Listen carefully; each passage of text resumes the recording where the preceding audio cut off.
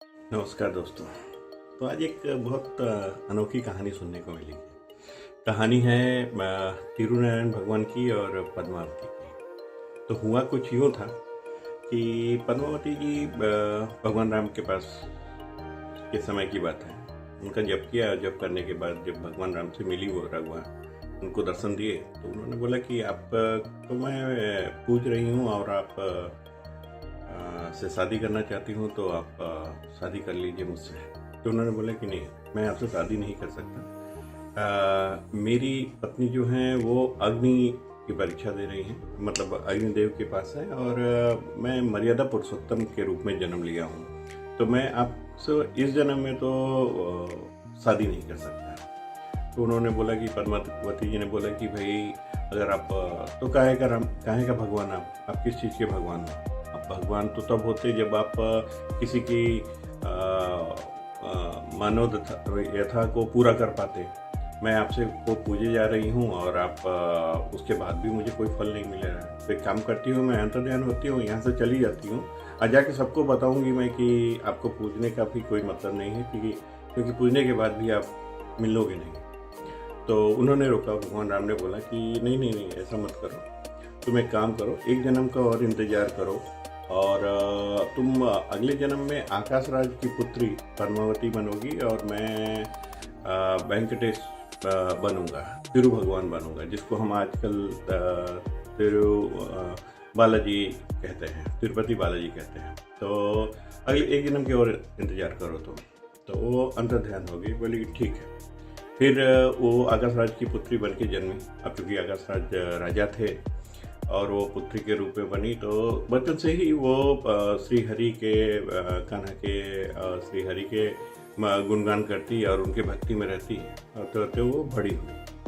जब बड़ी हुई वो, तो उन्होंने अपने पिताजी को बोला कि पिताजी मैं तो इन्हीं से शादी करूँगी। उधर तिरुनाथ भगवान भी बड़े हुए, उन्हीं से शादी करूँगी। उनके पिताजी ने ऐसा बोला कि नहीं, ये तो देखने में भी काला है और इनके पास तो इतनी संपत्ति भी नहीं है कि ये तुमको खुश रख पाए। तो एक काम करो, उसको बोलो कि आके मुझे मिले। तो फिर क्या, पद्मावती जी ने ध्यान किया, जप किया, जप करके उनको अंतर्ध्यान किया, ध्यान करके उनको बुलाया तो वो प्रकट हुए भगवान जब प्रकट हुए तो भगवान ने बोला कि क्या हुआ? तो उन्होंने बोला कि पिताजी आपको बुला रहे हैं मिलने के लिए, शादी के लिए।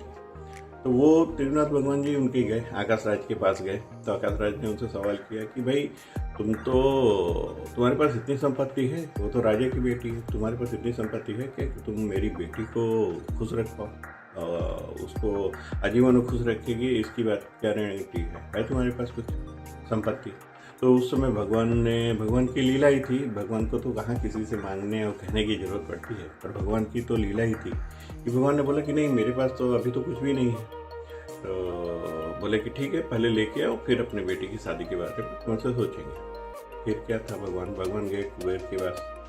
अब कुबेर जी के पास जाके कुबेर जी को बोले कि भाई तुम मुझे अपनी संपत्ति उधार दो, मैं धीरे धीरे करके तुमको चुकाता हूँ। एक अद्भुत लीला है। तो कुबेर जी हाथ जोड़ के उठे, बोले प्रभु जो है सो आपका ही है। तो बोले कि मुझे शादी करने जानी है पद्मावती से। तो चलो एक काम करो, जितने भी तुम्हारे पास धन दौलत है वो लेके चलते हैं।